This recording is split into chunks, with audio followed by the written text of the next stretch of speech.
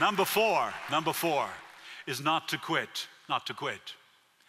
Often when I was rowing and it'd be hot and you're in really hot climates and you want to quit and all your muscles are hurting and you think, well, I won't quit. I'll just keep a little more till the next bend in the river. And the Apostle Paul, if you look at these verses, it says, "I'm straining towards what is ahead." We see that Paul was not a quitter. Paul, if anyone had a reason to quit, Paul did. He was whipped. He was thrown in prison. He had even Christians turn their back on him and betray him, and yet he refused to quit. And he says, straining towards what is ahead.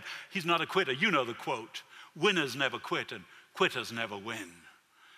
If you wrestle with a gorilla, you don't quit when you get tired. You quit when the gorilla gets tired. And maybe that's you this morning and you feel like you're going to quit on something or maybe even quit on God. It's too early to quit. D.L. Moody told a story that I love to tell of a young girl brought up in a Christian home in Scotland. And her dad died at an early age, and so this girl got mad at God. And she started to react against a poor mum who was a godly woman. And finally, when she was a teenager, she ran away from home and disappeared and never returned home. Got into prostitution and alcohol problems. And so here she is in her 20s, and she's thinking of committing suicide. At 2 a.m, she staggers drunk to a bridge, and she's going to jump over the bridge because she feels so disgusted at the degrading things she's done as a prostitute and the horrible life she lived when she was brought up to know Christ and to live better.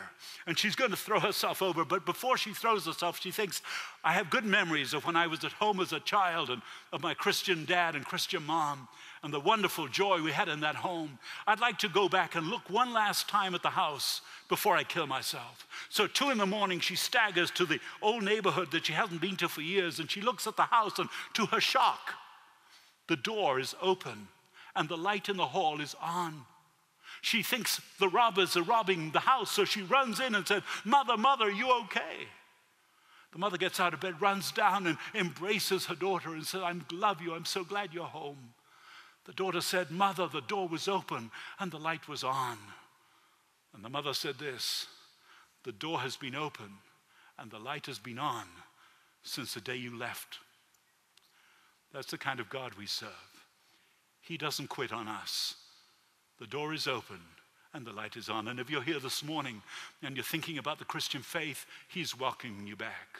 If you wandered away and you say, I'd like to come back again because I remember better days, the invitation is here for you to come and get prayer, to say, I'd like to come back because I want to love and I want to laugh and I want to live again.